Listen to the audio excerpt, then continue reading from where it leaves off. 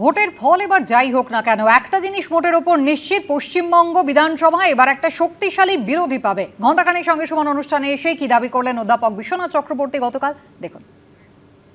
এই যে বারবার আপনি প্রশ্নটা তুলছেন না, যে এই রাজ্যে যখনই পরিবর্তন হয় বা কিছু সরকার তৈরি হয়, একতরফাভাবে একটা আসন পেয়ে হয়। এটা তৃণমূলের ক্ষেত্রে এবারও সত্য হতে পারে। তৃণমূল এবারও 250 আসন পেতে পারে, কিন্তু বিজেপি কখনোই নিজেও দাবি করেনি।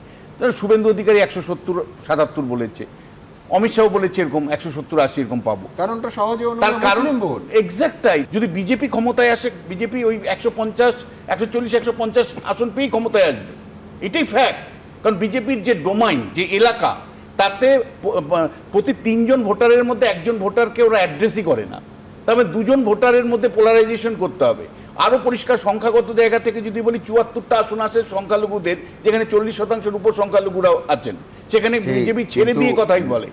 এবং বিজেপি যদি হয় তাহলে এক্ষেত্রেও একতরফা হতে পারে। আবারও আপনাকে বলছি, আসামে হয়নি। আমি আপনাকে আবারও বলছি, না, আসামে আপনি একটা মাথায় রাখবেন, আসামে মুসলিম এলাকাগুলোতে কিন্তু বারবার দেখা যাচ্ছে যে ইউডিএফই জয়ী হচ্ছে, যে যার জন্য আসামের মুখ্যমন্ত্রী ওপেনলি ডায়াস থেকে বলে আমার মুসলমান ভোট লাগবে না। না, এবার আমি আপনাকে বলছি যে তার মানে বিজেপি ক্ষমতায় আসলে, তার মানে বিজেপি ক্ষমতায় আসলে বিজেপির নেতারাও জানেন যে তারা 170 ম্যাক্সিমাম তাদের লিমিট আছে। তার মানে আমাদের একতরফা ভোটে বিজেপি ক্ষমতায় আসবে এরকম নয়।